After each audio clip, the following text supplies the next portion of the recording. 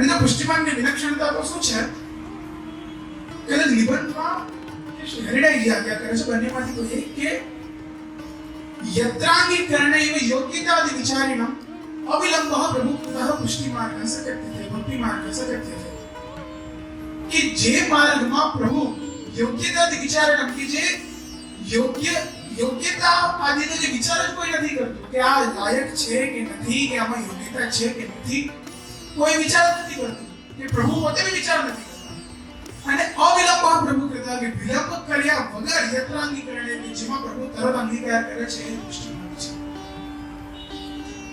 અથવા પુષ્ટિમાર્ગની જે આખી પ્રક્રિયા છે ને કે જે આખું સ્વરૂપ છે એક નાનકડા એવા એક કારિકામાં શેરડાઈ જાતે કરી દે છે કે અવિલંબ પ્રભુ કૃતા યત્રાંગીકરણે યોગ્યતાદિ વિચારિણમ કે કોઈ બી વસ્તુનો વિચાર કર્યા વગર પ્રભુ જે માર્ગમાં તરત જ એક જીવને અંગીકાર કરી લે છે એ જ સાચો પુષ્ટિમાર્ગ છે. એ જ ભરોસો રાખી કે જે નામ છે ને જેસો હું તેસો કહેવાય છું મતલબ કે હું જેવો બી છું એ પ્રભુ આપનો જ છું. તેનો મતલબ એ નહીં કે આપણે બગડી જવાનું. તો એ જે આપણી પરિસ્થિતિ છે એવા જ પ્રભુ આપણને અંગીકાર કરે છે કે એ જ કન્ડિશનમાં વિધાઉટ એની ઇમ્પ્રુવમેન્ટ્સ પ્રભુ આપણને તરત જ પોતાની શરણમાં લઈ દે છે. એ બ્રહ્મ સંબંધ એ જ ભક્તિ માર્ગ છે. ભક્તિ માર્ગ એટલે શું? જ્યાં જ્યાં તમને ભક્તિ માર્ગ દેખાય ને તો ભક્તિ માર્ગસ્ય કથના પુષ્ટિરસ્તિ ઇતિ નિશ્ચય કે જ્યાં જ્યાં તમને ભક્તિ માર્ગ દેખાય ને એવું જ માની રહ્યા કે પુષ્ટિ માર્ગ છે. તો એ ભક્તિ માર્ગમાં એ પુષ્ટિ માર્ગમાં શ્રી મહાપ્રભુજી આપણને કૃપા કરીને ઇન્ટ્રોડ્યુસ કરાવ્યું છે, એ ઠાકોરજી સુધી આપણને પહોંચાડ્યા છે. તો બહુ ભાગ્ય છે. કેમ કે જો પુષ્ટિ માર્ગ છે તે પ્રભુ સુધી પહોંચવામાં કહેવાય ને રેડ કાર્પેટ છે.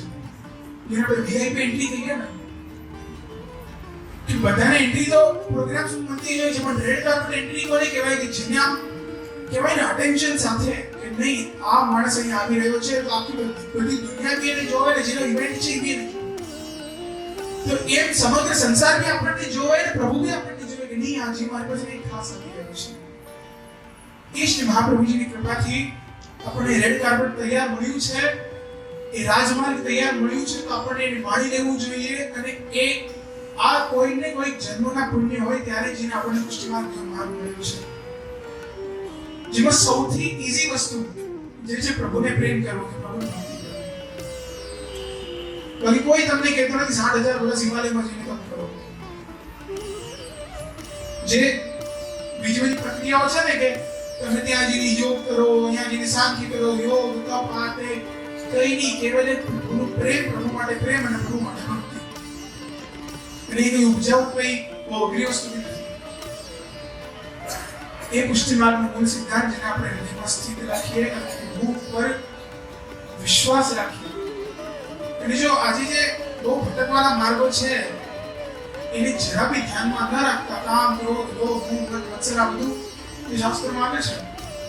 અને સૌથી વધારે તો વિષ્ણુ કરુણ આપણામાં ધોમ છે. કામ, ક્રોધ તો પાછળની વસ્તુ છે. સૌથી મોટી વસ્તુ લોભ છે. કે જે આપણે ગ્રીડ કહીએ ને કે નહીં આ હું લઈ લો બીજો લઈ નહીં એ તો ઠીક છે એ પછીની વાત. સૌથી પહેલા હું લઈ લો. મેં કહ્યું બી હતું એક નાનકડી સ્ટોરી છે લોભ માટે. બે ફ્રેન્ડ્સ હોય છે કે બે જે મિત્રો હોય છે એ લોકો બચપનથી નાનપણથી એક સ્કૂલમાં ભણ્યા, એક જ કોલેજ ગયા, એક ગામમાં રહેતા હતા. ત્યાંની જે પાઠશાળા હોય તે 12મું સુધી બંને સાથે કર્યું. હવે એ ગામ કેવું હતું કે એ ગામની આજુબાજુ આખું જંગલ હતું ને જંગલ પછી તરત જ એક શહેર હતું. તો બંને મળીને વિચાર્યું કે આપણે 12મું કરી લઈએ અને પછી બંને સાથે આપણે જે મહાવિદ્યાલય જેને આપણે યુનિવર્સિટી કહીએ કે આજે 12 શહેર છે બધા આપણે યુનિવર્સિટીમાં ભણવા જઈશું બંને. તો સમય આવ્યો 12મું પત્યું અને બંને એ પોતાનો સામાન લઈ અને પછી યુનિવર્સિટી જવા માટે નીકળ્યા. તો જતા જતા જઈ જે વન હતું આજુબાજુ થોડું બહુ કહેવાય ને આમ સઘન વન હતું, એમ ઘેરું હતું. થોડો ભય લાગે, ડર લાગે એકલા જતા. તો બંને વિચાર્યું કે કંઈક કરતા કરતા આપણે નીકળી જઈશું. જેમ બાજુમાં આવ્યા કે જેમ એ ફોરેસ્ટમાં કે એ વનમાં એન્ટર થવા જઈ રહ્યા હતા એ સામેથી એક કહેવાય ને ઋષિ આવ્યા અને એમણે કહ્યું કે તમે અંદર નહીં જતા, અંદર બહુ મોટી ચુડેલ છે. એ લોકો તો પહેલાથી ડરેલા હતા, હજી વધારે ડર લાગ્યો કે હવે સામે ચુડેલ મળી ગઈ તો બંને અહીંયા જ આપણો છેલ્લો દિવસ માની લઈએ. તો હવે આગળ ગયા. તો જો એક સજ્જન વ્યક્તિની વાત ન માનવી બી શું પરિણામ થાય છે? આપણે જો આ લોભનો એક પ્રસંગ છે, આમાં હજી એક શીખ છે કે આગળ ગયા તો જોયું એક ઝાડની નીચે મોટી પોટલી પડી હતી. હવે બંને વિચાર્યું કે આ પોટલી ખોલીને તો જોઈએ શું છે. તો ખોલ્યું તો અંદર હીરા, મોતી, જવાહરાત, રૂપિયા બધું ઘણું બધું નીકળ્યું. બંને વિચાર્યું કે હવે આપણે તેને બરાબર વાટી લઈશું. તો બંને મ્યુચ્યુઅલ અન્ડરસ્ટેન્ડિંગ કરી કે આપણે બંને આને સરખું સરખું વાટીને પછી ઘરે લઈ જઈશું. તો ઠીક છે.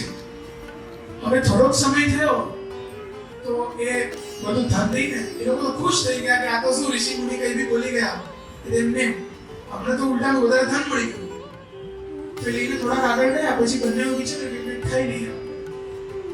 તો બંને એક ઝાડની નીચે બેઠા અને એક જે પહેલો મિત્ર હતો એને બીજાને કહ્યું કે તું જરા નદીમાંથી જલ લઈ આવ તો હું એનાથી રસોઈ કરી લઈશ. પેલો નદીમાં જલ ભરતો અને આ ભાઈ ત્યાં રસોઈ બનાવવા માટે બેઠા.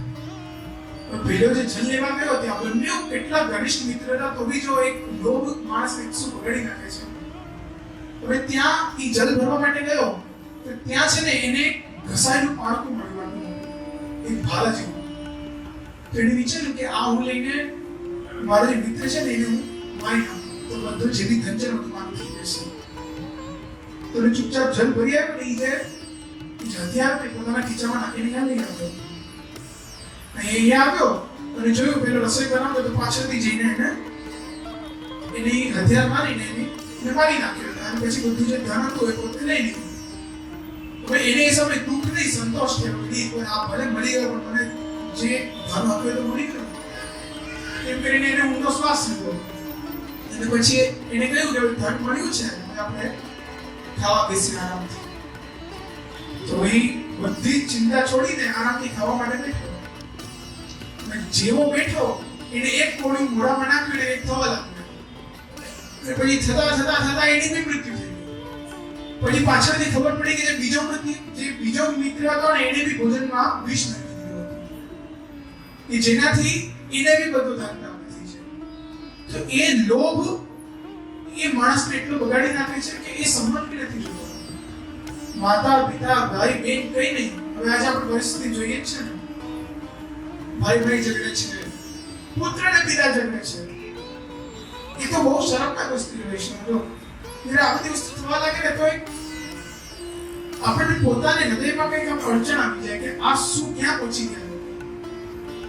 તો એ આ બધા જ દોષોને આપણા પુષ્ટિ માર્ગમાં આ જે બી આપણામાં દોષો હોય છે કામ ક્રોધ સર જેવી જે આપણે સહજાદેશ કાલોત્થાન લોકવેદન વિરોધી સહજ દેશ કામ બધા દોષો છે બધા જ પ્રભુની સેવામાં ગૌણ થઈ ગયા છે. બ્રહ્મ સંબંધ છે.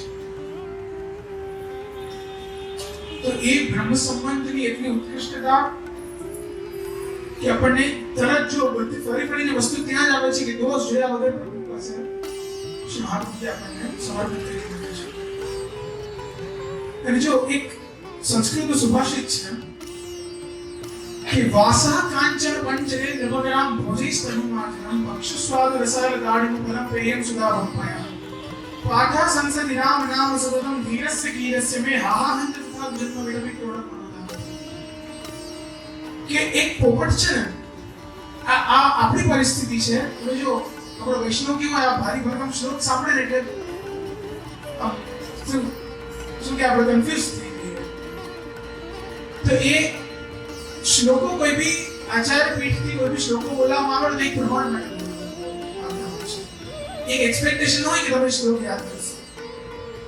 તો જે વચન તો છે કે શબ્દ જાલમ મહારણ્યમ ચિત્ત પ્રમાણ કારણ બીજે શબ્દો છે ને એક જાલ છે કે જેમાં માણસ ક્યારે બી ફસાઈ જાય. તો એક પ્રમાણ માટે આ શ્લોક છે. એની પાછળનું તાત્પર્ય આપણે સમજવું જોઈએ.